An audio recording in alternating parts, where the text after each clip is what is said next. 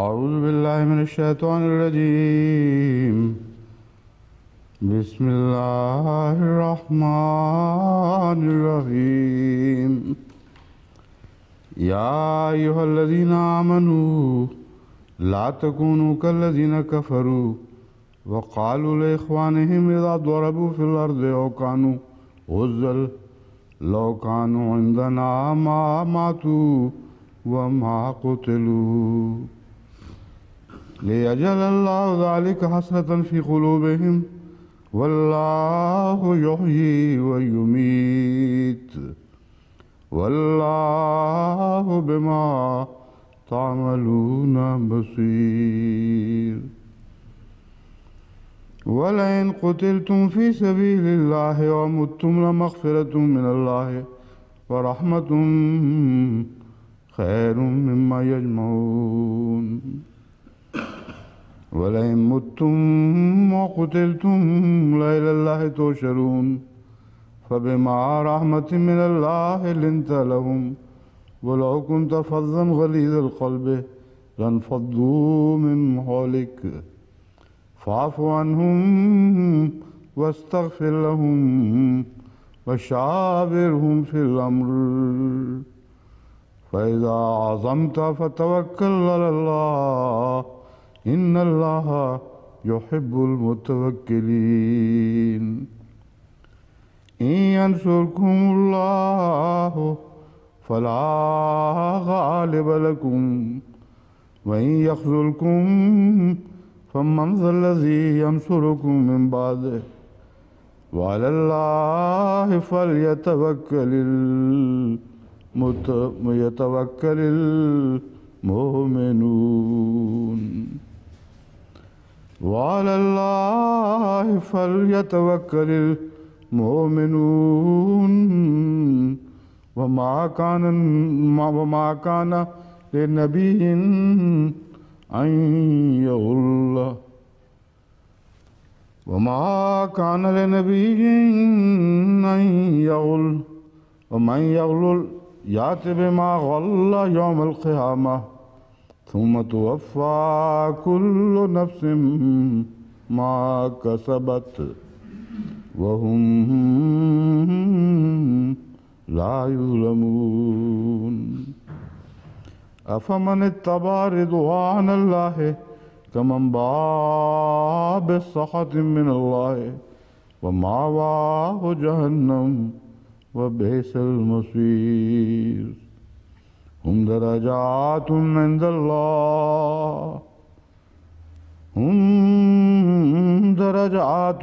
الله والله بصير بما يعملون. Euzubillahimineşşeytanirracim. Bismillahirrahmanirrahim. Huzur, okunan ayet-i kerimelerin bazılarını tartıştık. Bazıları ise bugün yine tanıtılacak. Bugün Ali İmran suresi 160. ayeti kerimeden başlayacağız. Huzur, bir kere daha bunu anlatmak istiyorum diyor. Euzubillahimineşşeytanirracim. Bismillahirrahmanirrahim.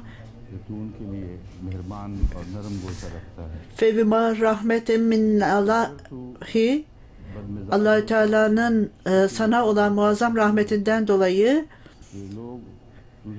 sen onlara karşı çok yumuşaksın. Eğer kaba huylu ve katı yürekli olsaydın, bu insanlar çoktan senin etrafından dağılır giderlerdi. Onların kusurlarını bağışla, Allah'tan onlara mağfiret dile ve devlet işlerinde de onlara danış. Ama bir şeye karar verdin mi? Artık Allah'a güven. Allah kendisine güvenenleri sever. Bu Ali İmran suresi 160. ayet-i kerimenin Türkçesi.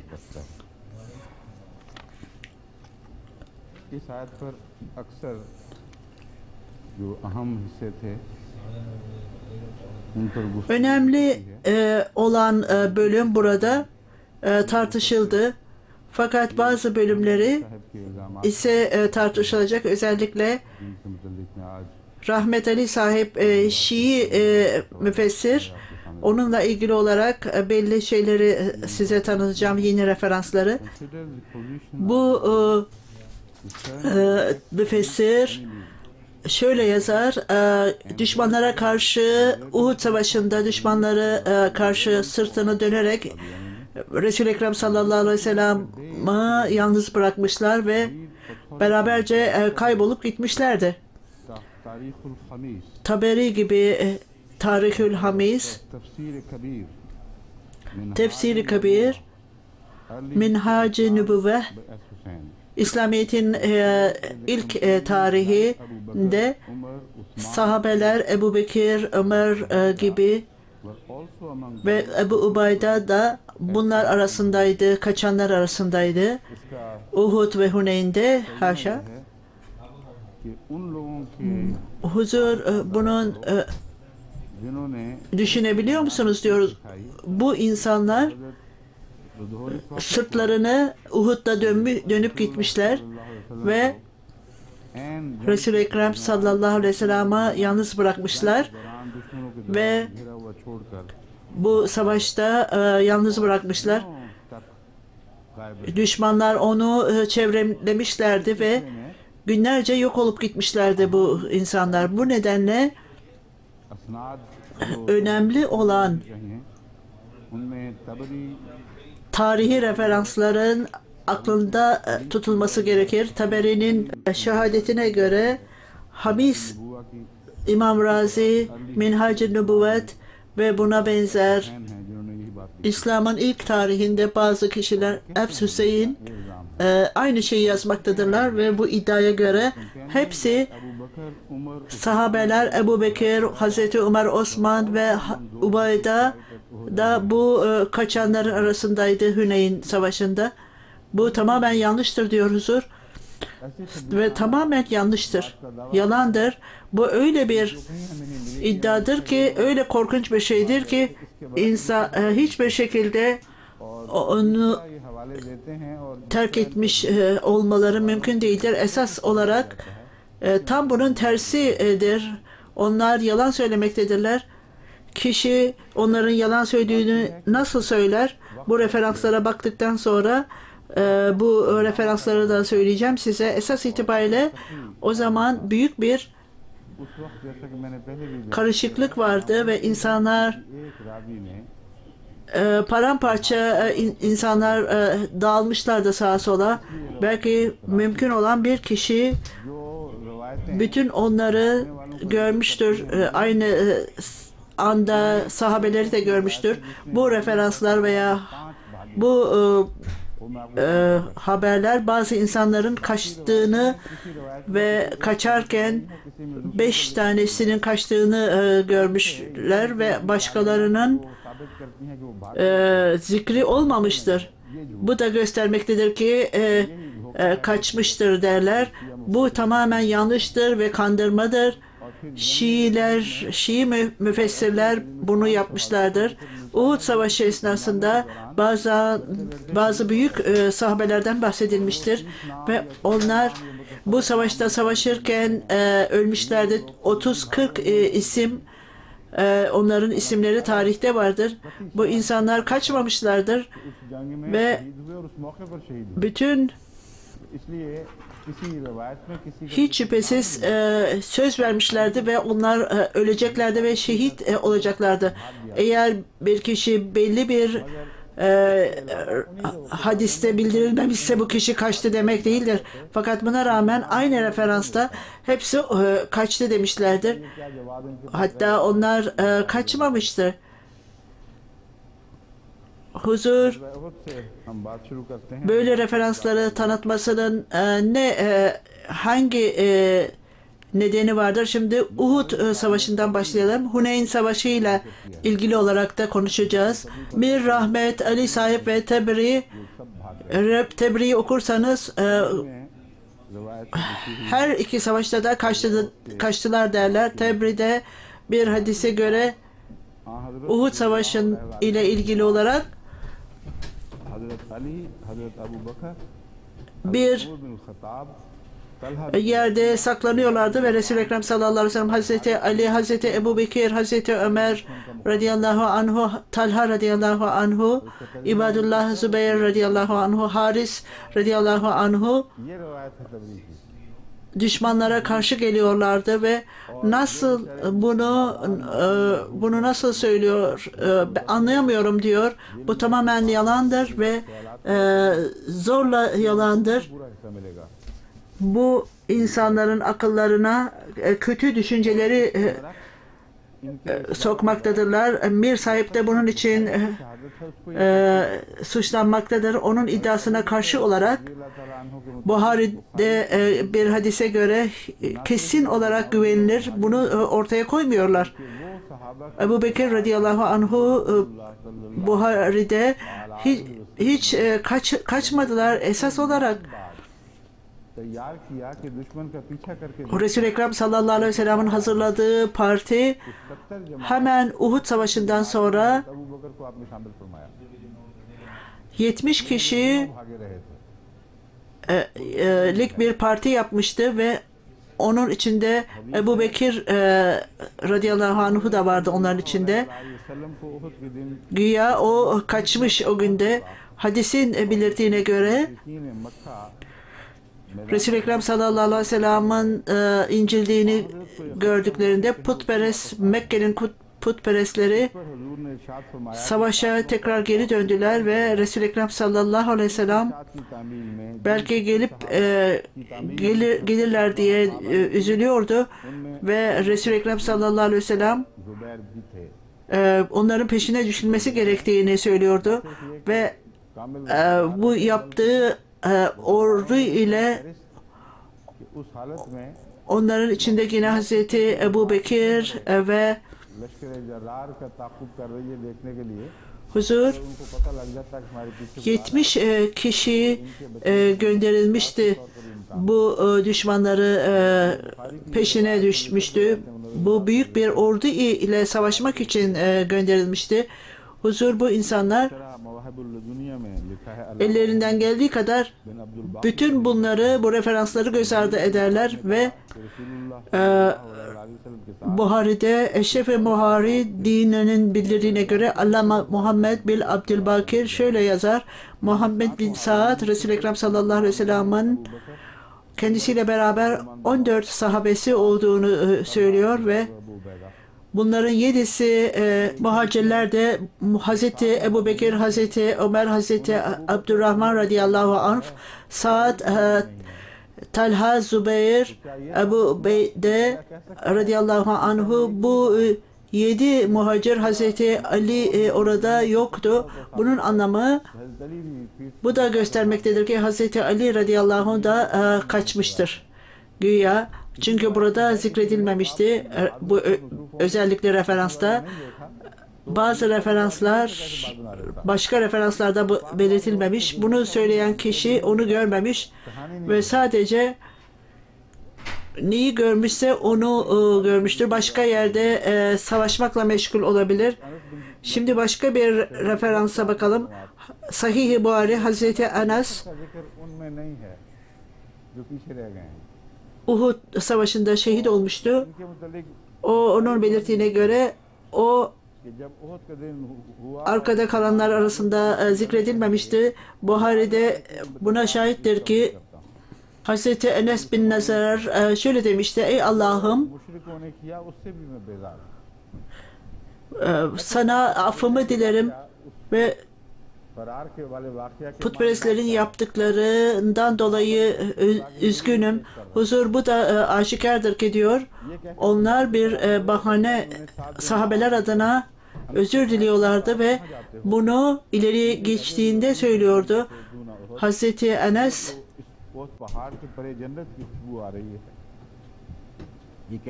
giderken Sa'd bin Muaz'ı görmüştü ve Enes Sa'd'a şöyle dedi: nereye gidiyorsun dedi. Ben cennetin güzel kokusunu duyuyorum Uhud'da. Bunu söyleyerek Hazreti Enes radıyallahu anhu savaşa gitti ve orada şehit oldu ve birçok yara almıştı.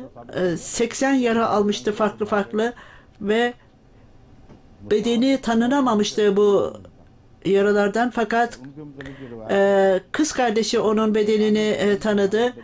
Bir de bunun için kaçmış diyorlar, savaş alanından kaçmış diyorlar. Masum Bey Ömer burada zikredilmemiş. Onunla ilgili olarak savaş ansızın değiştiğinde o savaşın ortasında yakalanmıştı, sıkışmıştı ve sağ eli şehit olmuş ve derhal öbür eliyle İslamiyet'in bayrağını dikti ve o işte Resul-i Ekrem sallallahu aleyhi ve sellem ona sorumluluk vermişti, bayrağı taşıma sorumluluğunu. O zaman da ve ma Muhammedin illa Resul kat halet min kabluhu Resul. Huzur bu da gösteriyor ki Resul-i Ekrem sallallahu aleyhi ve sellem şehit oluşu haberi yayılmıştı ve o zaman bu ayet-i kerimeyi söylediler. Ve ma Muhammedin illa Resul kad halet min kablihi Resul. Ondan sonra sol eli de kesildi ve ondan sonra bunu iki elinin dirsekleriyle tuttu ve bayrağı yukarıya kaldırdı ve ondan sonra bir kişi ona bir balta attı ve onun göğsüne geldi ve bu İslamiyet'in büyük savaşçısı Allah-u Teala'ya döndü. Eğer bu belirtilmemiş ise o kaçtı demek değildir. Bu diyor huzur tamamen aptalca bir düşüncedir ve son derece ön yargılı ve son derece haksızlıktır böyle bir iddiada bulunmak. Huzur örneğin Hz. Sa'd radıyallahu anhu bin Rebi bulunamamıştı ve Resul-i Ekrem sallallahu aleyhi ve sellem gidin onu nerede olduğunu bulun dedi. Bakalım nerede bulunmuş görelim. Bir kişi onu aramaya gidecekti ve onu aramaya giden kişi onu yaralılar arasında buldu ve ölüler arasında değildi. Bu nedir dedi. O Resul-i Ekrem sallallahu aleyhi ve sellem beni seni bulmam için gönderdi. Saat geriye git ve Resul-i Ekrem sallallahu aleyhi ve sellem'e ona selam gönder ve ona ben balta ile 12 kere yaralandım ve ölmek üzereyim. Eğer Resul-i Ekrem sallallahu aleyhi ve sellem şehit olsaydı ve insanlarımdan birisi hayatta kalmış olsaydı Allah-u Teala'ya cevap veremezlerdi. Ve onlara söyle ki onlara yaptıkları sözleşmeyi hatırlasınlar ve Akba anlaşmasında hiçbiriniz canlı kalamazdınız, kalmamanız gerekirdi. Resul-i Ekrem sallallahu aleyhi ve sellem'in hayatı korunmalıydı ve bunu söyler söylemez Sa'd şehit oldu ve Resul-i Ekrem sallallahu aleyhi ve sellem Allah-u Teala ona rahmet eylesin. O tamamen bağlıydı Allah-u Teala'ya ve onun Resulüne bağlıydı. Sonuna kadar işte bu insanlar diyor huzur. Bunlarla ilgili olarak güya kaçmışlar. Dağlara kaçıyorlarmış. Onlar böyle samimi insanları görmemektedirler. Bu da göstermektedir ki bunlar hadiste zikredilmemiştir. Ben mukayese ettim. Bu hadislerde onlar arkada kalmış dememektedir. Acil durumlarda, savaşlarda nasıl insan hadis yazabilir ve etrafına bakarak orada etrafta kim olduğunu nasıl görebilir? Ancak o gördükleri insanlardan bahsetmiş ve diğerleri ise başka referanslarda zikredilmiştir. Hazreti İmam Razi ile ilgili olarak o da rahmet Ali İmam Razi bunun herkesin kaçtığını söylemiştir. Halbuki İmam Razi 7 kişinin muhacirler arasından olduğunu söylüyordu. Bir hadis vardır ki bu hadis İmam Razi'ye ulaşmıştır. Kaçanlardan değil, orada bulunanlardan da 14'ü den 7'si muhacirlerdi. Hazreti Ebu Bekir, Hazreti Ömer'in ismi yoktu ve özellikle diyor huzur,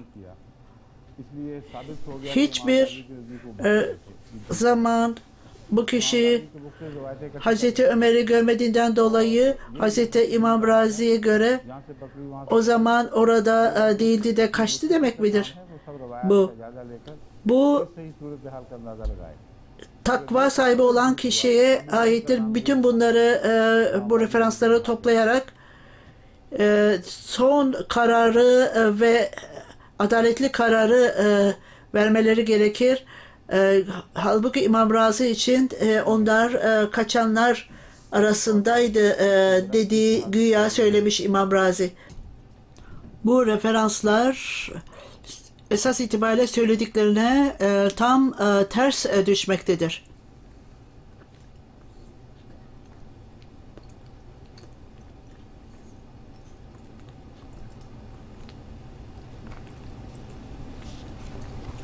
Huzur referanslarla ilgili olarak diğer referansların nereye konulduğunu soruyor ve Uhud Savaşı ile ilgili olan referanslar nerede? Bir yere kaybolmuş gitmişler diyor huzur. Hazreti Ebu Bekir radıyallahu anhu'da Hazreti Ömer ve birden fazla referans vardı. O referanslar nerede diyor huzur?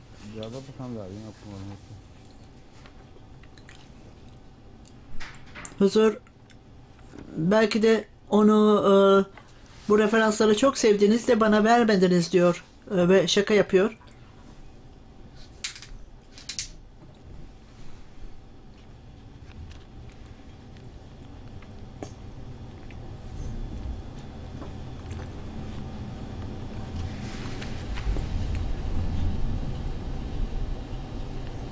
बाज़ों ने 70 सहाबा की रिवायत पेश की है बुखारी में ही ये रिवायत है जिसमें पता चलता है कि वो पीछे रहने वाले bazıları 70 idi diyorlar sahabeler için.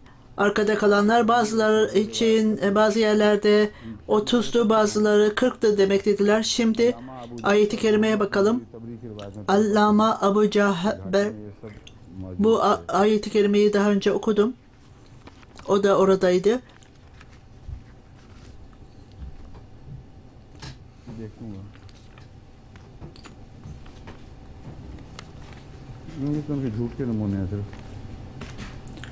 Huzur bu referanslar onların hatalarını gösterir.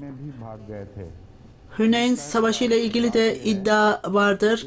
Güya onlar da kaçmışlar Hüneyn Savaşı'nda. Emir sahip biz onları bir kere affederiz ama ikinci kez affedemeyiz. Bu ayet-i kerime hiç şüphesiz eğer kaçarsanız sonunuz cehennem olacaktır ve bu ilk 3 halifenin ölümleri de göstermektedir ki onlar o zaman cehennemliktirler haşa.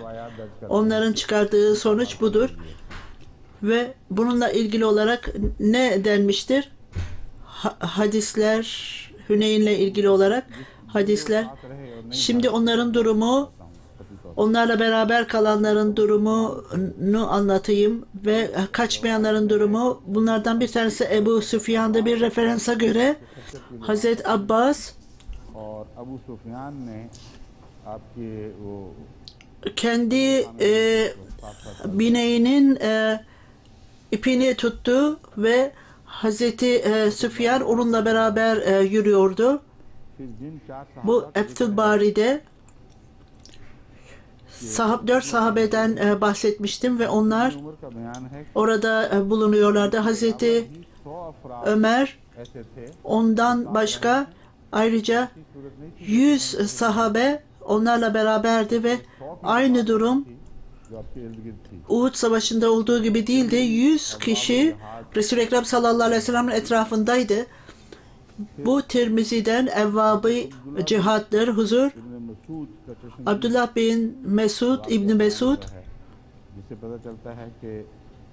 şahit idi, görmüştü. Kendi gözleriyle görmüştü ve Resul-i Ekrem sallallahu aleyhi ve sellem'in etrafında 80'e yakın sahabe bulunuyordu. Abdülbari adlı kitabında ve bazıları 100 kişi der. Zerkani 3. cilt. Huzur bu 100'den 30'dan fazlası ensardı. Fethül Bari. Huzur bazılarına göre 300 kişiydi. Siret-i Nebi 1. cilt 334. Bu insanlar hiç şüphesiz görülmüşlerdi. Şimdi bunlarla ilgili konuşalım. Muhacirler arasında Resul-i Ekrem sallallahu aleyhi ve sellem'in hepsi bağlı kaldılar. Bunlar arasında Hazreti Ebu Bekir, Hazreti Ömer, onun ehli beyti, onunla beraber olanlar vardı. Hazreti Ali, Resul-i Ekrem sallallahu aleyhi ve sellem'in ehli beyti Hazreti Ali radıyallahu anhu, Hazreti Abbas bin Muttalib, Ebu Sufyan radıyallahu anhu de onların arasındaydı.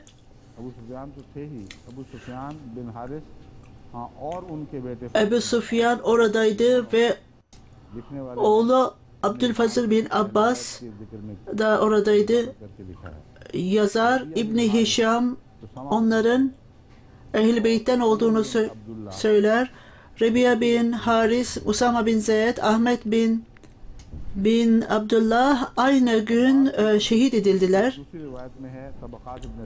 Başka bir referansta Hatem-el Esad'da zikredildiği gibi Resul-i Ekrem sallallahu aleyhi ve sellem, Abbas radıyallahu anh, Hazreti Ali, Ebu Sufyan, Haris bin Muttalib, Rabia bin Haris, Ebu Hubtelib, Ebu Bekir, Usama bin Zeyd ve birkaç sahabeleriyle beraber devamlı olarak Resul-i Ekrem sallallahu aleyhi ve sellem'in etrafındaydılar ve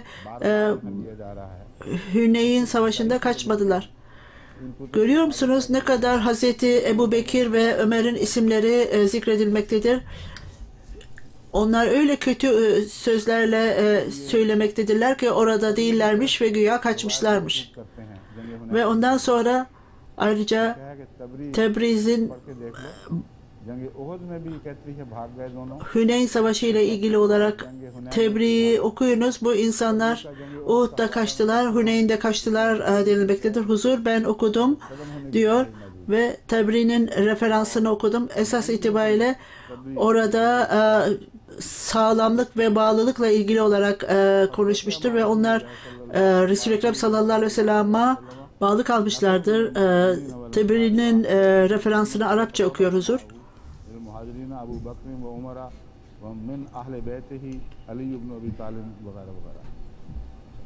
कहता है कि तबरी जो कौम सफ़ा 128 कि वो लोग जो हज़रत मोहम्मद रसूलुल्लाह सल्लल्लाहु अलैहि वसल्लम bu साबित कदम रहे और बाकी Resul-i Ekrem sallallahu aleyhi ve sellem'le beraber olanlar ve ona bağlı olanlar, onunla beraber kalanlar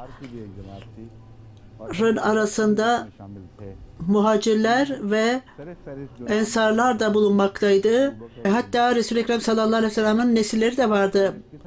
Tebrizi'nin bildirdiğine göre bunların arasında Ebu Bekir, Hazreti Ömer radıyallahu anhu da vardı diyor. Bakınız diyor Huzur, Kur'an-ı Kerim'in tefsiri adına nasıl yalan söylemektedirler ve onlar öyle referansları bulmaktadırlar ki kişi ya ağlar ya da güler. Bunlara sözde referans denilmektedir. Huzur, Tarihül İslam'dan referans, Hafız Şemseddin Zahari'nin kitabından Hüneyn'le ilgili olarak şöyle yazar. Muhacirinler Resul-i Ekrem sallallahu aleyhi ve sellem'le beraber sonuna kadar beraber kaldılar. Hazreti Ömer ve Hazreti Ebu Bekir radıyallahu anh da dahil olmak üzere. मशहूर मुअर्रिख İbni Haldun लिखते हैं meşhur bir tarihçidir ve şöyle yazar. जिल्द 2 फिर दोबारा लिखा हुआ है İkinci cilt जमालुल इत्तबाअत व नश्र बैरूत huzur referansları okuyor. व सबत माहू अबू बकर उमर व Ali Bu referanslar nereden alınmış onları okuyor. सल्लल्लाहु अलैहि Ve şöyle diyor. साबित कदम रहने Resul-i Ekrem sallallahu aleyhi ve sellem'le beraber दोनों शामिल थे ona bağlı olanlar Hazreti Ebu Bekir, Hazreti Ömer ve hepsi bu iki sahabelerin isimlerinden bütün referanslarda bahsedilmiştir. En önde bahsedilmiştir bütün referanslarda. Haza Resulullah sallallahu aleyhi ve sellem Arapça okuyor referansı.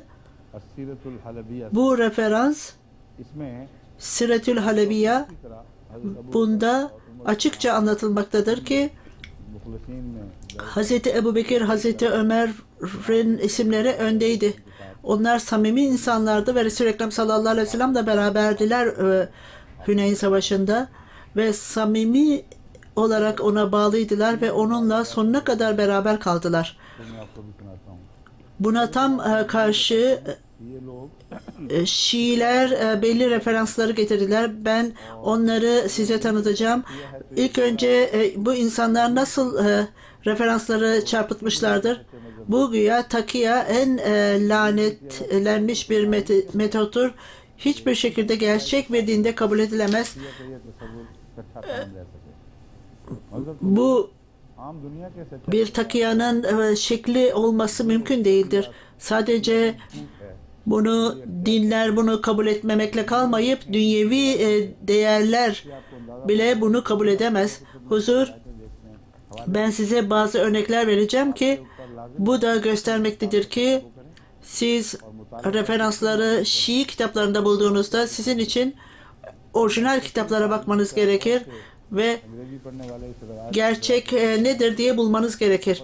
Huzur, eğer bazı kişiler İngilizce okuyorlarsa bunlara şüpheyle bakmaları gerekir ve का कोई जिक्र नहीं जो बयान की जा रही hangi hatalarla burada bu referanslar belirtilen kitapların hiçbirinde yoktur. O iddia edilen kitapların hiçbirinde yoktur. Huzur referansları okuyor. Kitapta bulunan referansları. ये दर्ज Belagul Mübin और अखरजहू Aga Muhammed Sultan Mirza Muhammed Dehlevi tarafından yazılmış इसको तिरमिज़ी ने ve şöyle diyor bu hadis किया वहाँ से ली हदीस ये है अब्दुल्ला bunu Tirmizi'den aldım जनाब अली मुर्तज़ा ve bu hadis बात ऐसी हैं Hazreti Ali radıyallahu anhu öyle 4 kalitesi vardır ki hiç kimse onu kabul etmemiştir. O Arapların ilkiydi. दूसरे ये कि हर एक जंग में İlk kez Resul-i Ekrem sallallahu aleyhi ve sellem'e salavat getirmişti. हालांकि अभी साबित हो Her savaşta İslamiyet'in bayrağı onun elindeydi. Bu şimdi ispat edilmiştir ki Resul-i Ekrem sallallahu aleyhi ve sellem İslam'ın bayrağını başka birine vermişti ve o hiçbir zaman savaştan kaçmamıştı. Bütün sahabeler kaçmıştı. लिख रहे हैं Hatta साबित कर रही है कि bu adamın söylediği sadece Hüneyn ve Uhud'da değil, आलम हाथ में था her savaşta अक्सर सहाबा Hazreti Ali hiç kaçmadı ve birçok sahabeleri kaçtı birçok savaşlardan, fakat o kaçmadı ve orada İslamiyet'in bayrağını kendi eliyle kaldırdı ve Resul-i Ekrem sallallahu aleyhi ve sellem'in bedenini yıkamış ve ondan sonra gömmüştü.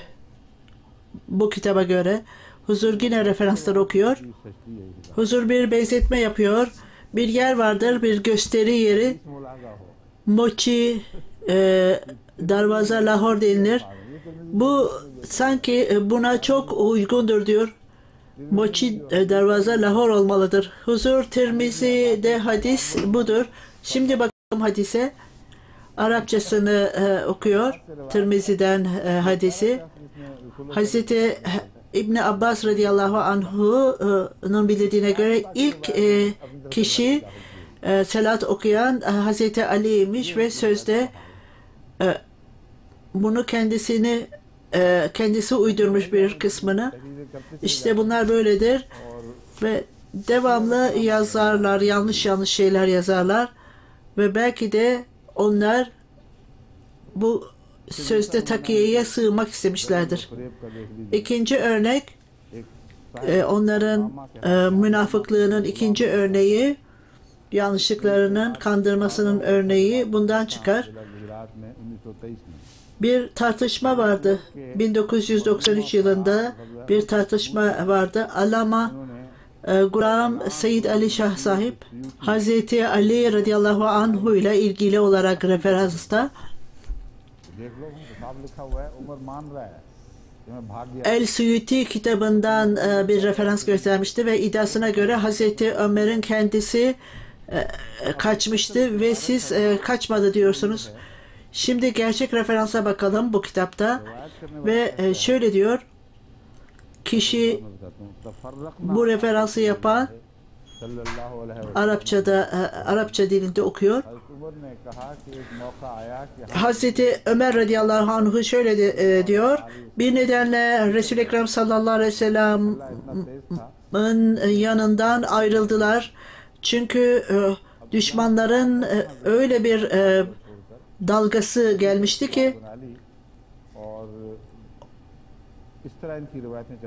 o hiçbir yerde kaçtı demiyor.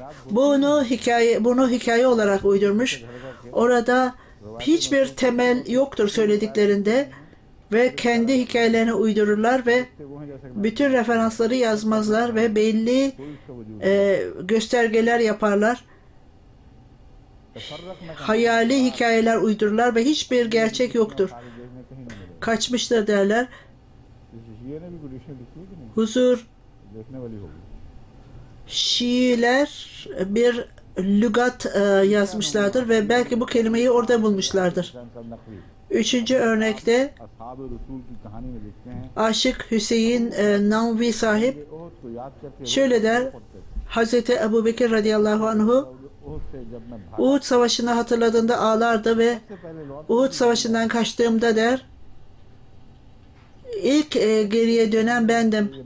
Huzur gülüyor ve bu ne biçim hikayeyi uydurmaktadırlar diyor. Huzur, Sünnilerin kalbini yumuşatmak için onu birçok saygı ile ondan bahsetmişlerdi ve o ağlıyordu ve ondan sonra ben kaçtım ama geriye dönen ilk bendim diyor. Ve Tarıkül Hamis'ten bir örnek veriyor ve aynı referansı Emir sahip de verdi ve Hamis de göstermektedir ki o kaçmıştır. İşte onun referansı budur. Yine Huzur Arapça referansı okuyor.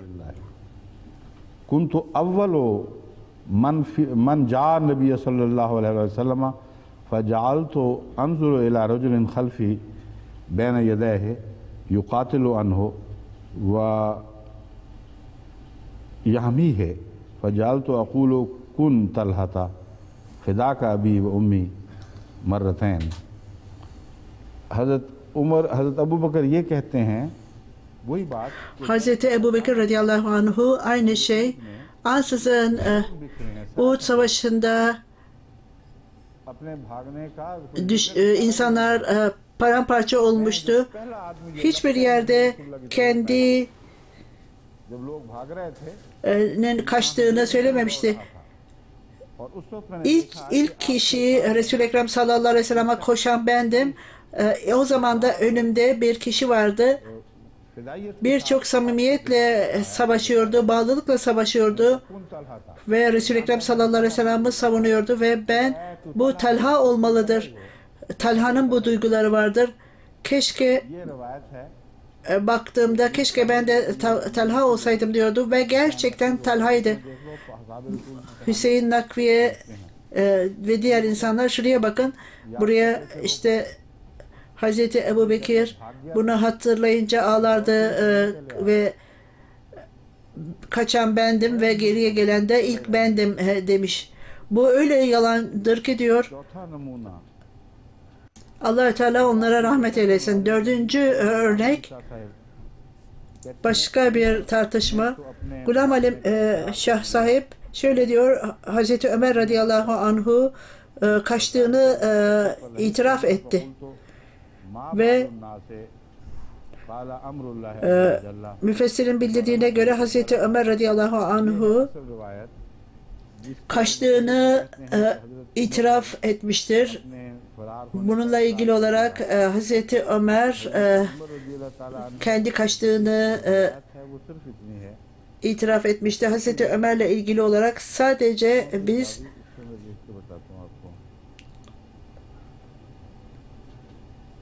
bu hadisi yazan kimdir diyor, merak ediyorum diyor. Bunu bildiren kişi ile ilgili olarak kelimeler öyle fazla ki bir keresinde Hazreti Ömer'i gördüm ve ona sordum.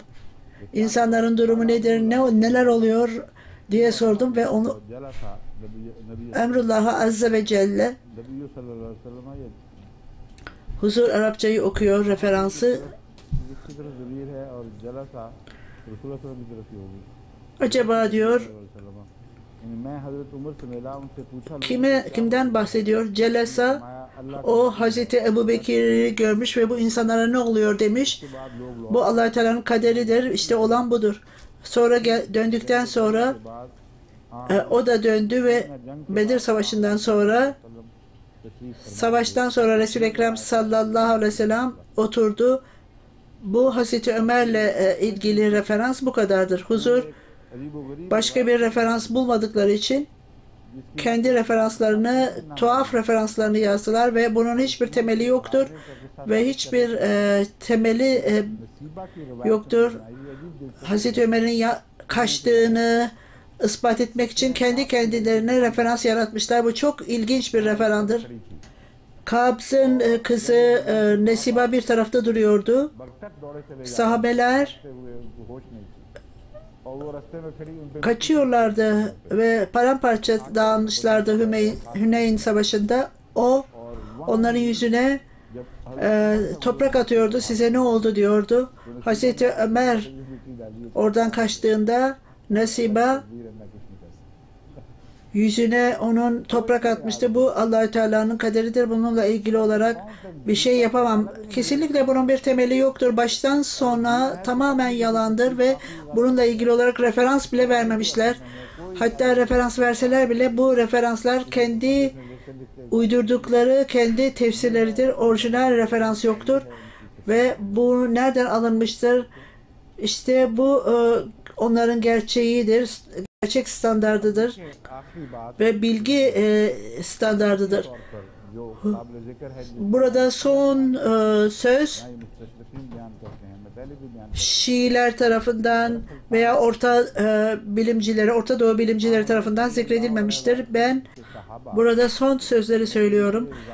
Resul-i Ekrem sallallahu aleyhi ve sellem'in sahabeleri iddiada bulunarak onlar kaçtırmışlardı, korkmuşlardı oradaki Resul-i Ekrem sallallahu aleyhi ve sellem'in bulunmasından, varlığından. Doğu bilimcilerinin iddiasına göre bu savaş sonuç olarak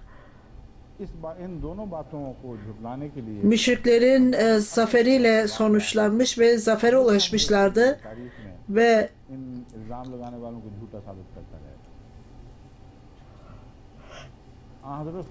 böyle iddiaların yanlışlığını ispat etmek için referanslar vardır. Şimdi huzur tanıtıyor. Resul-i Ekrem sallallahu aleyhi ve sellem Uhud Savaşı'nın 2. günü sabahleyin erkenden düşman ordularının peşine düşmüştü ve onlar kaçsın veya kaçmaksın onunla beraberdiler. O zaman da arkalarında Uhud Dağı yoktu onları koruyacak. Medine'den 8 mil dışarıya çıkmışlardı ve düşmanlar Medine'nin 8 mil dışındaydılar ve orada kamp kurmuşlardı ve Medine'ye tekrar gelerek saldıracaklardı ve burada zaferlerinin avantajını elde etmek istiyorlardı. Böyle insanları takip ettikten sonra yaralanma, yorgunluk ve sahabelerin arkadaşlığı Resul-i Ekrem sallallahu aleyhi ve sellem'den alınmış ve onlarla beraber gitmiş ve onlarla beraber kalmış ve verilen talimat hiç kimse bizimle beraber olmasın. Doğu bilimcileri ise onlar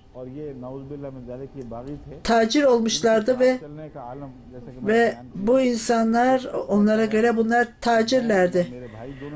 Şimdi onların söylediklerine bakalım. Onlarla ilgili olarak ne söylemiştir? Bir kişi öylesine yaralanmıştı ki öylesine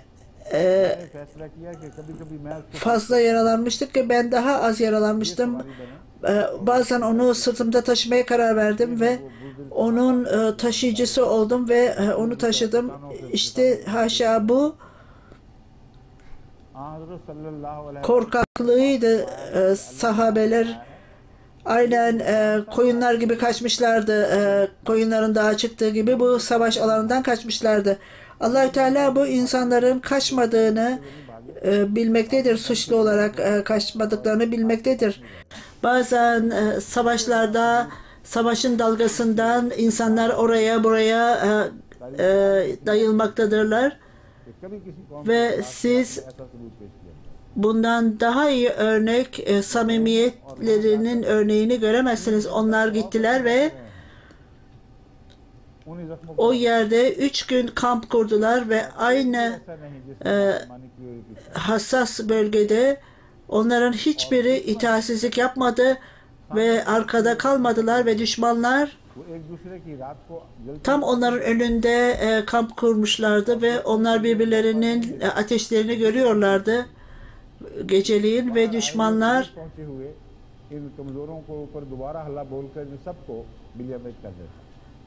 dışarıya çıkıp bu zavallı zayıf insanlara saldırmaya cesaret edemedi. Bu korku onların kalbine gitmişti.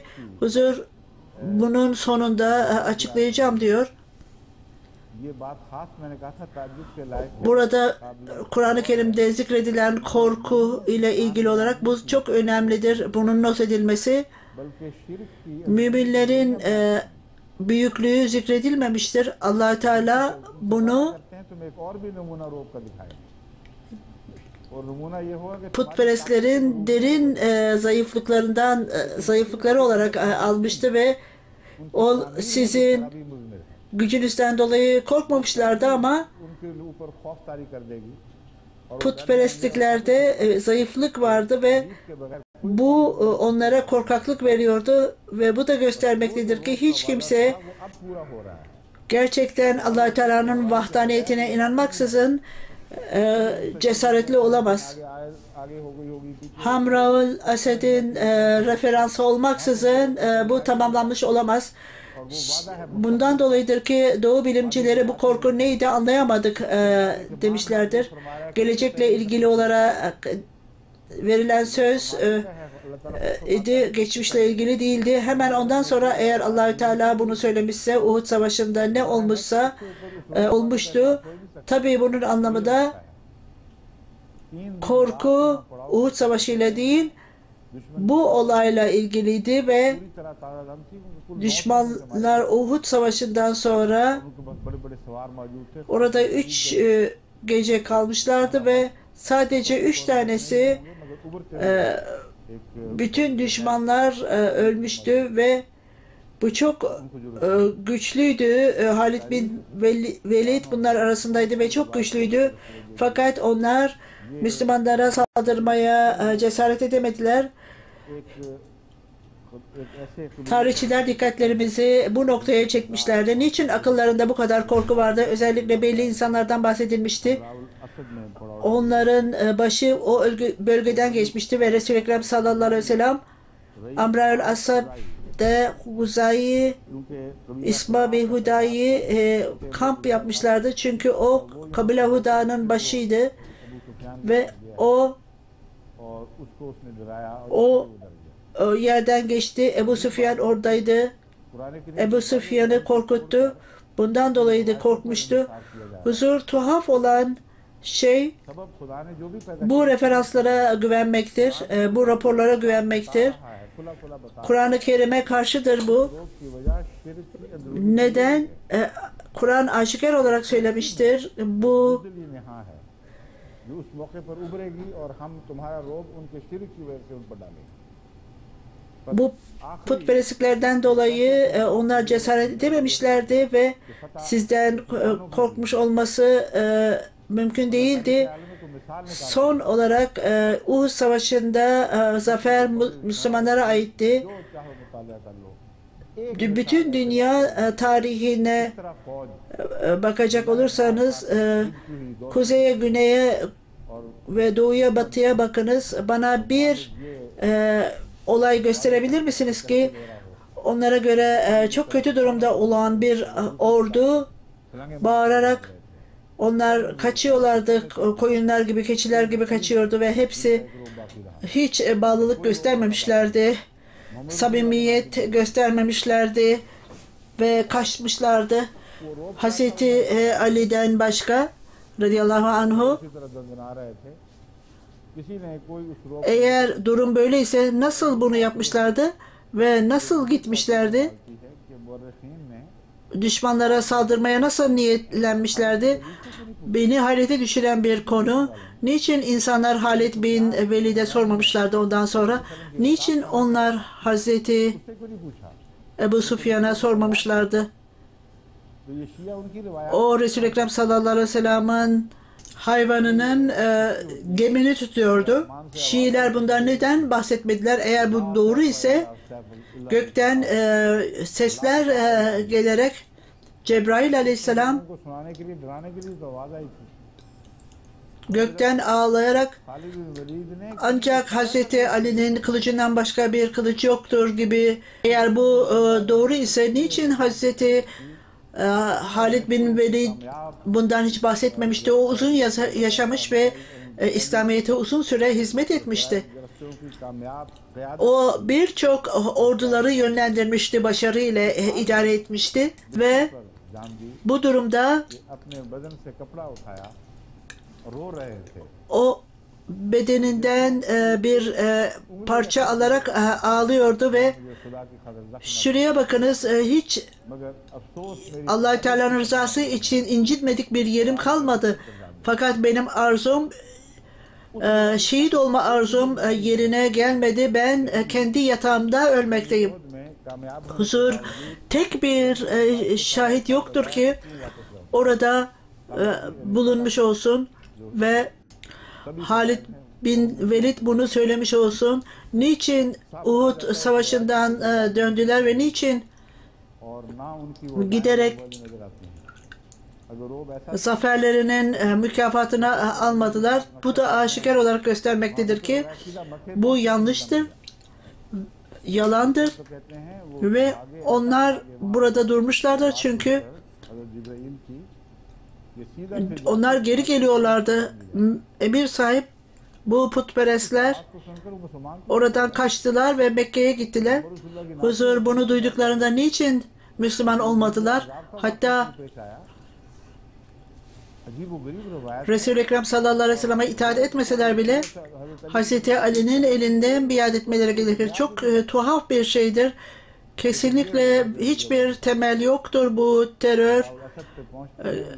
Güya Cebrail aleyhisselam tarafından yapılmıştır.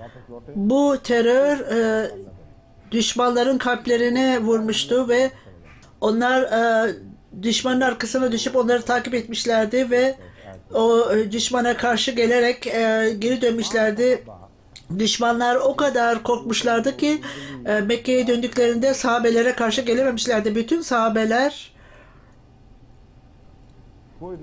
yapılan iddialar, zayıflık ve korkaklık, bu olay tamamen böyle onların iddialarını tamamen ortadan kaldırır. Burada psikolojik bir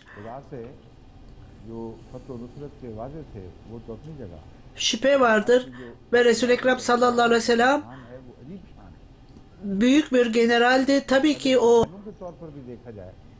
Allah-u Teala ona zafer vaat etmişti. Ona bir ordunun generali olarak bakarsanız मैदान जंग को bundan daha yüce bir insanı göremezsiniz. एक आदमी को साथ जाकर O बताया करते थे तुम यहाँ रहना savaşlarda başarılı oldu. Savaş alanında son derece मिसाल दिखाएंगे। planlarıyla başarılı oldu ve her kişiye nerede durması gerektiğini söyledi. Carlyle ona peygamber olarak kahraman der मिसालें चुनता है ve नबी की मिसाल farklı farklı örnekler verir ve peygamberin örneğinde यह है हर आला Resul-i Ekrem sallallahu aleyhi ve sellem'in örneğini verir. Fakat ben bir şeye dikkat ettim. की लिखी जाए Eğer हर फरिश्त में सर फरिश्त her insan kalitesinde eğer bir kahraman yapmak istiyorsanız Resul-i Ekrem sallallahu aleyhi ve sellem'i herkesin önünde görürsünüz. O büyük bir siyasi liderdi ve düşmanlara nasıl saldırması gerektiğini bilirdi ve savaşın gidişatını bilirdi. Resul-i Ekrem sallallahu aleyhi ve sellem'e bu konuda eşit olan bir şey yoktu. O her alanda, bütün dünyada bütün yüce kalitelere sahipti.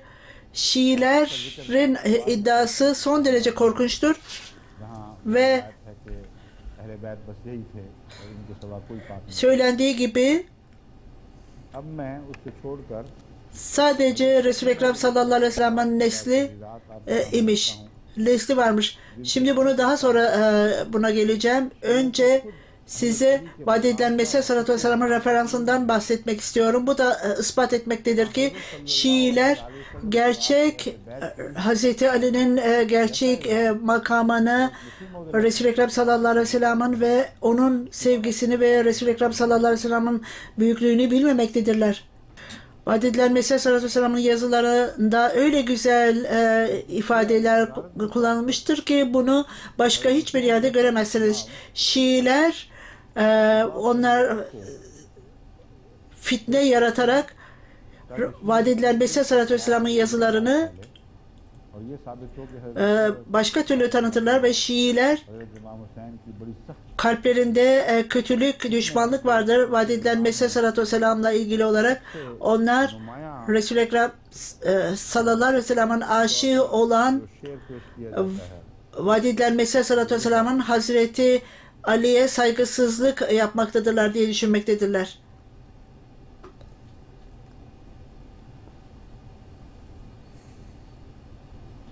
मुझे इसको बताता हूँ। अच्छा ठीक है।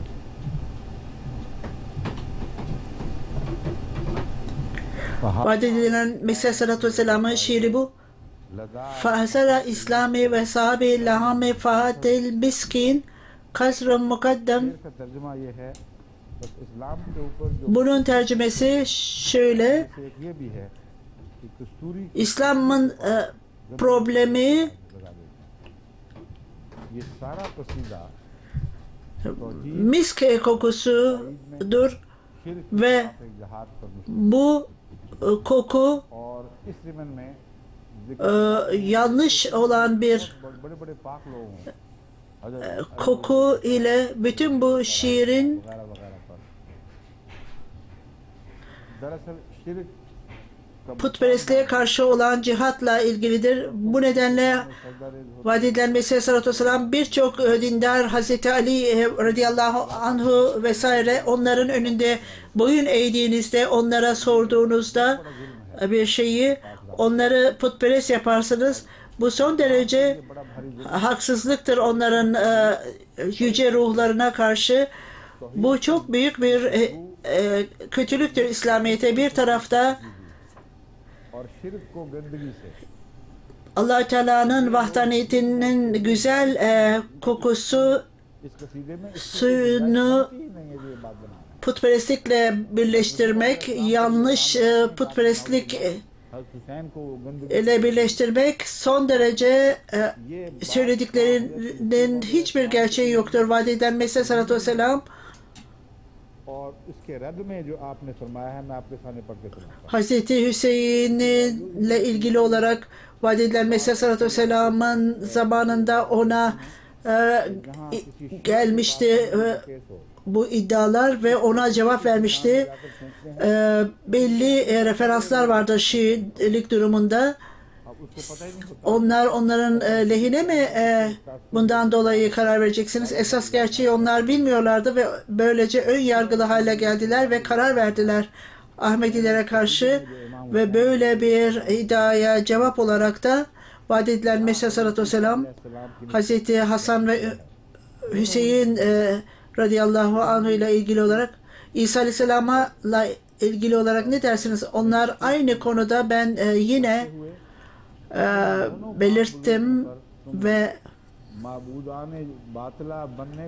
putperestlik yapmakla onlar iddialarda bulundular. Put olma iddiasında bu yüce insanın şahsiyetinde vaat edilen Mesih Aleyhisselatü Vesselam Hazreti İmam Hüseyin ve İsa Aleyhisselam'la yapılan iddialar insanların teşebbüsüdür. Saygısızca Allah-u Teala'nın insanlarına ve takva sahibi olan insanlara kötülük söyleyenler hiç şüphesiz böyle kötü dil kullananlar, Hz. Hüseyin veya İsa Aleyhisselam'a karşı kötü sözler kullananlar bir gün bile canlı kalamaz. Yani bunun anlamı onun manevi olarak ölmesi otomatik olarak olacaktır.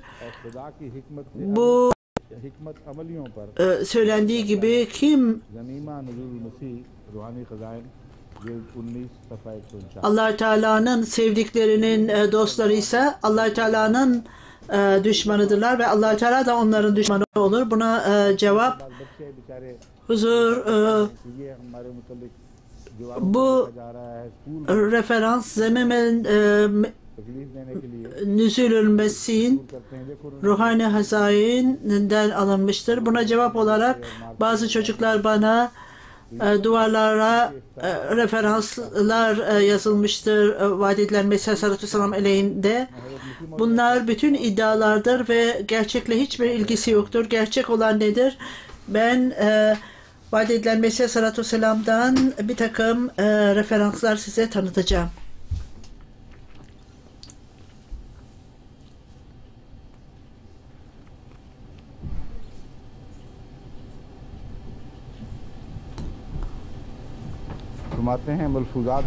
Vaat edilen Mesih Aleyhisselatü Vesselam Melfuzat 6. ciltte şöyle der: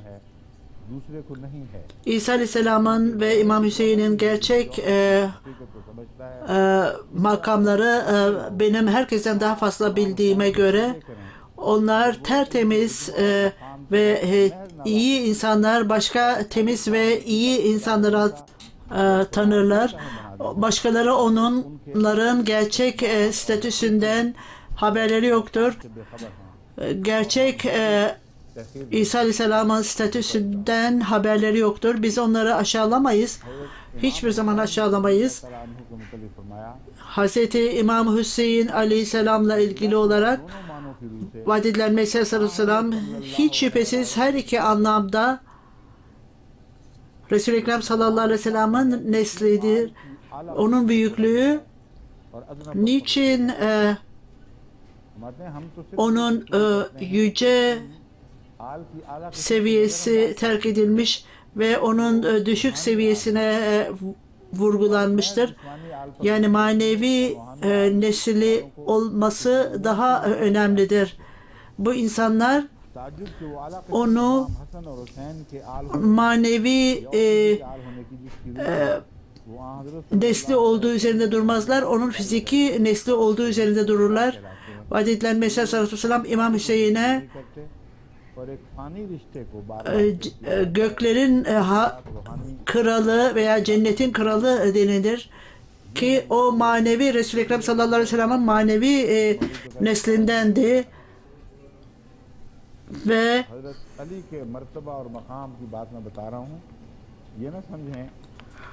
o Resul-i Ekrem sallallahu aleyhi ve sellem'in manevi zenginliğine sahip olmuştu ve onun için göklerin kralıydı. Bundan hiç bahsetmemişlerdir ki bu çok önemli bir noktadır. Huzur bu tartışma da vaat edilen Mesih Aleyhisselatü Vesselam ortaya koymuş ve bunu tartışmıştır. Hazreti Ali radıyallahu anh'la ilgili olarak ben size sizin Hazreti Ali ile ilgili kötü düşünmenize neden olacaktır demek tamamen yanlıştır. Hazreti Ali daima ondan önceki halifelere saygı ve sevgiyle zikretmiştir. Ölünceye kadar onlara tamamen tabi olmuş ve onlara bağlı kalmıştır. Bu Hazreti Ali ile ilgili olan yapılan çok kötü bir iddiadır ki onunla ilgili olarak hiçbir iddiada bulunulmaması gerekir. Bazı Sünniler Hazreti Ali ile ilgili olarak iddialar bulunur ve Resul-i Ekrem sallallahu aleyhi ve sellem'i duydu. Şu aleyhinde şu iddiada bulunulmuştur demesi bu çok temiz olmayan bir davranıştır ve bizim cemaatimizin bu gibi şeylere karışmasını istemem. Herhangi bir şeyi düşünmek, başka birinin referansı olması bile ona karşı kötü bir şey sözlemek kalbinizde kötülük yaratır ve ondan uzaklaşmanıza neden olur. Burada vaat edilen Mesih Aleyhisselatü Vesselam'ın sözleri tertemiz ve takva sahibidir ve o en çok rahmet eden Rabb'in seçtiği insanlar arasında idi ve o apaçık Allah-u Teala'nın aslanıydı ve son derece eli açıktı, cesaretliydi ve ne zaman ayağa kalktığında sapasağlamdı. Bütün hayatını problemle geçirmiş ve o iyiliğin yüce seviyelerine ulaşmıştı. Etrafındakilere, komşularına bakmıştı. Onun cesareti birçok kitapları kapsar. Huzur şu sözlere bakın ne güzel kelimelerdir diyor ve yeni ciltler cesaretin ciltleri yazılır onun stiliyle ilgili olarak ve o son derece iyi savaşçıydı ve o ayrıca çok büyük bir konuşmacıydı. Konuştuğunda insanların zihnine girer ve bütün akıllarda bulunan pasları silerdi. Konuşmasıyla insanları aydınlatırdı ve bu nedenle eğer bir kişi ona karşı gelirse o tamamen geriye çekilir ve yenilgisini kabul ederdi aynen. Ve her türlü şehadette en mükemmel kişiydi. Huzur bu ferdi kamil en mükemmel kişi son derece ben tam olarak burada ferdi kamil denilmektedir. Merdi kamil mi? Merdi kamil ise Merdi kamil denilmişse bu çok güzel bir onun cesaretini açıklar. Onun büyüklüğünü reddedenler onun hoşlanılmayan bir şey söylemiş olur. Hoşlanılmayan bir şey söylemiş olur. O ihtiyaçları doyururdu. Allah-u Teala'nın sevgili kuluydu ve dinin en yüce seviyesindeydi ve ona büyük bir zeka verilmişti. Vaat edilen Mesih Aleyhisselatü Vesselam onu uyanıkken onu görmüştü ve uyumuyordu ve ona जब तुम्हें अता की kitabın tefsirini vermişti ve ben sana bu tefsiri veriyorum demişti.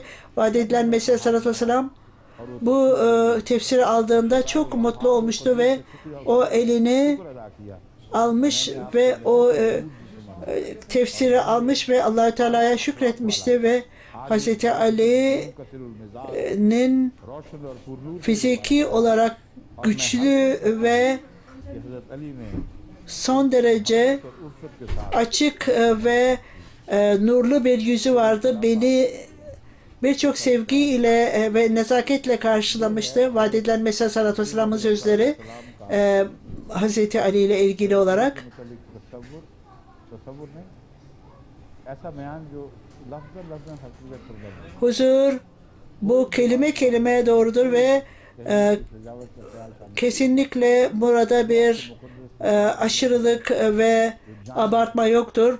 O nimetli kalbi ne düşünmüşse ve hangi keşifte ona hangi bilgi verilmişse Hazreti Ali'nin resmini böylece anlatmıştır ve hiçbir zaman o शिया ज़ुबान इस्लाम दराज eğer तो मुकाबिल पर आप नाउज़ुबिल्लाह Şiiler की कमजोरियां ढूंढकर अपनी दलील को ताकत देने की कोशिश bir şey ये ऐसा halifelerin aleyhinde bir şey söylerse Hazreti Ali ile ilgili olarak hiçbir şey söylememesi gerektiğini biliyordu.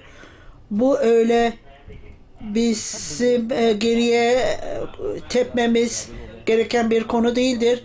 Bütün Allah-u Teala'nın sevdikleri kişiler Allah-u Teala'ya döndüler ve Kur'an-ı Kerim'de onların tertemiz insanlar olduğu ispat edilmiştir ve onlar tertemiz insanlardı. Aksi halde onlar nasıl imam olabilirlerdi?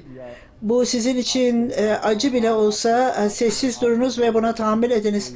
Hazreti Ali radıyallahu anh'ın çocuklarıyla ilgili olarak hiçbir kızgınlık olmamalıdır kalbinizde. Hazreti İmam Hüseyin ile ilgili olarak Hazreti Mesih sallallahu aleyhi ve sellem'in sözleri şudur. Hazreti Hüseyin radıyallahu anhu tertemiz bir insandı. Hiç şüphesiz o nimetlenmiş ve Allah Teala'nın kendisinin temizlediği ve sevgisini verdiği insanlardı. O hiç şüphesiz onlar cennetin liderleridir. Eğer kalbinizde ona karşı küçücük bir kızgınlık varsa bu dininizi tahrip etmektir.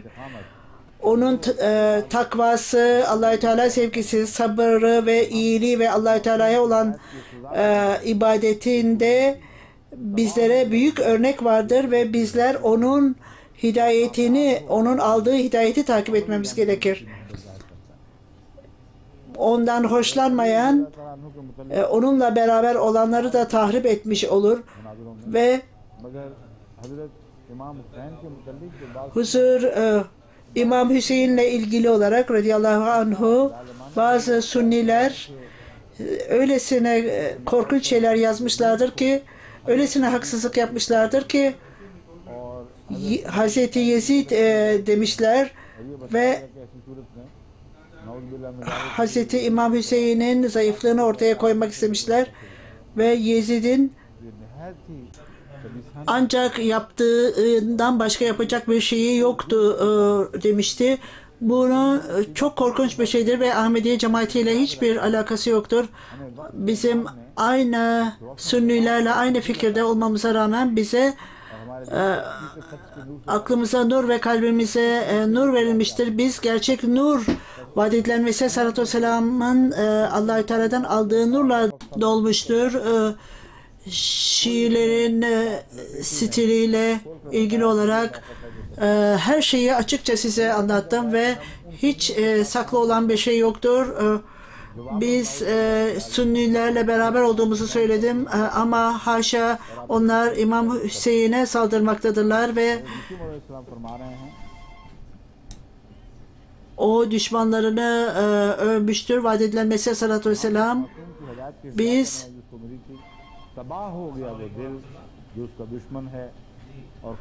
onun düşmanları olanlar kalplerini tahrip etmiştir.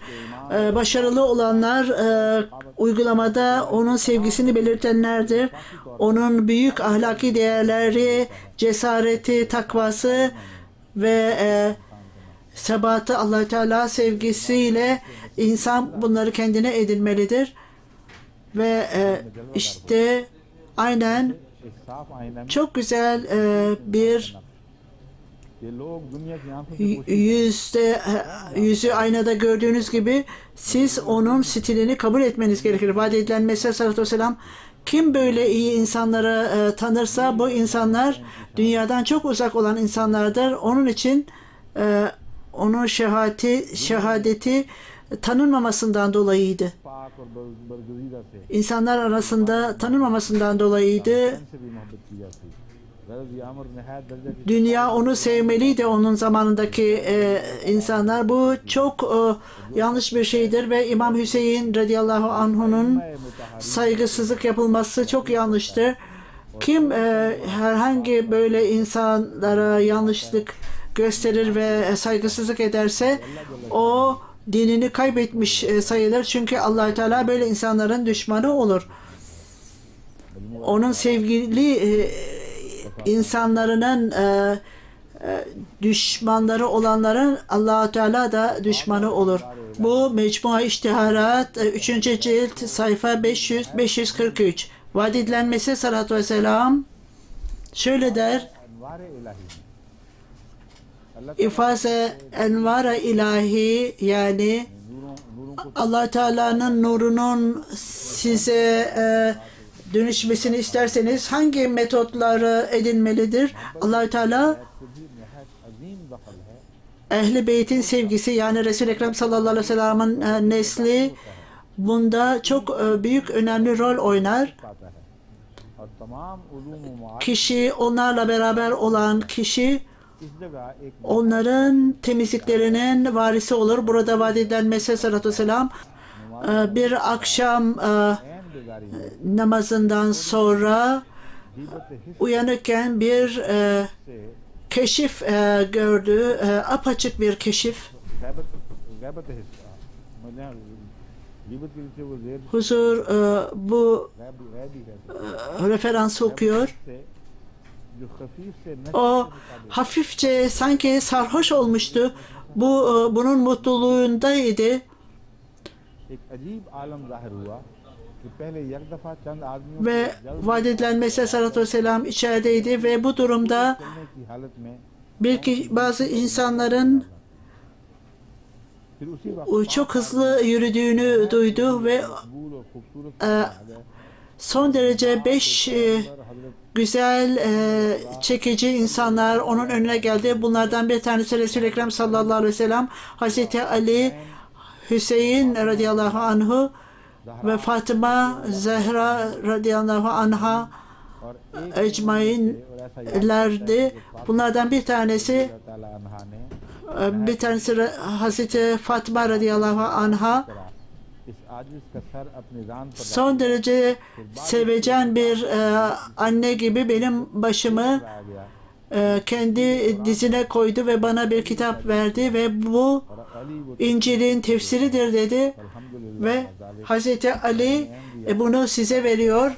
Elhamdülillah, vaat edilen Mesih sallallahu aleyhi ve sellem bu ना हाशिया anlatımları Brahina Ahmedi'de yazmıştı. Huzur referansları okuyor. ये रवायत Sayfa इसलिए यहाँ सुनी है कि अहमदियों पर जो जुल्म 598 ve 99. sayfalarda ben bunu seçtim, referansları. Çünkü bu referanslar bazen insanlar vaat edilen Mesih sallallahu aleyhi ve sellem'e saldırmak istediklerinde kullanılır.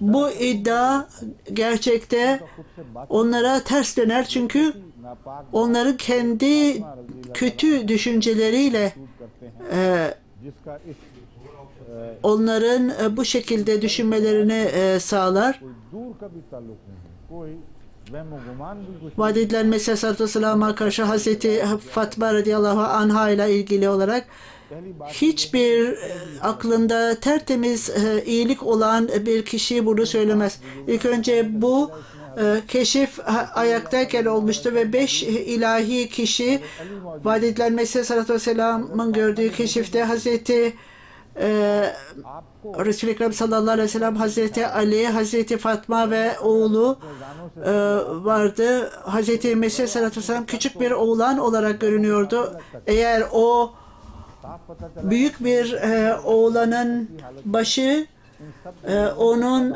dizine değemezdi. Bunun anlamı vaat edilen Mesih sallallahu aleyhi ve sellem kendisini küçük bir çocuk gibi görmüştü. Büyük, uzun bir kişiye göre, temiz insanlara göre. इसका शख्स में O आपका sir Hazreti Fatma onu, bir çocuğu nasıl tutarsa onu tutmuş ve başını dizine yaslamıştı onun ve böylece से जाहिर नहीं हो रहा o eğilmemişti. Onun başı nasıl büyük adamlar eğilirse öyle olmamıştı.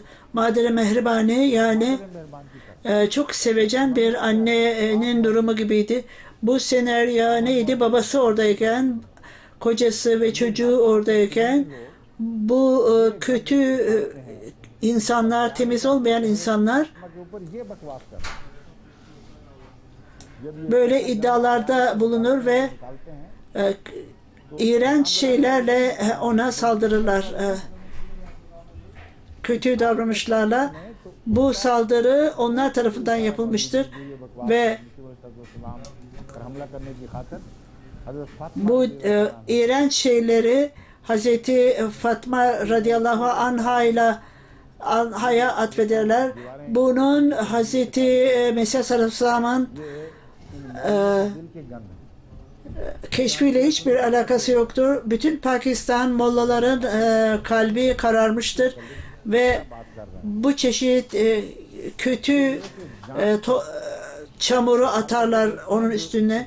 Hem bunda Şiiler vardır hem de Suniler vardır. Buna dahil edilmiştir. Onlar referans vererek özet verirler. 1984'te बुलाया गया कि ve 87'de तुम पर इल्जाम लगा Ahmediye cemaati 74 में Millet Meclisi'ne zorlanmışlardı gitmeleri için ve के साथ मैं भी onlar और मुझे याद है ये इल्जाम bizlere soru soracaklardı. 3. Halife Hazretleri de oradaydı ve bu iddialardan birisiydi. Fakat referans Brahine Ahmediye'den referans vereceğine bir कि इन्होंने बाकायदा özet olarak zikredilen kitaptan referans vermişti. Bu ulemaların ekibi बल्कि sadece कानून उमूर dini bakan değil, से दिन रात काम कर रही थी कि हजरत वसीम और başka bir bakan vardı ki काबिल एतराज बात निकाली जाए gece gündüz aylardır çalışmıştı.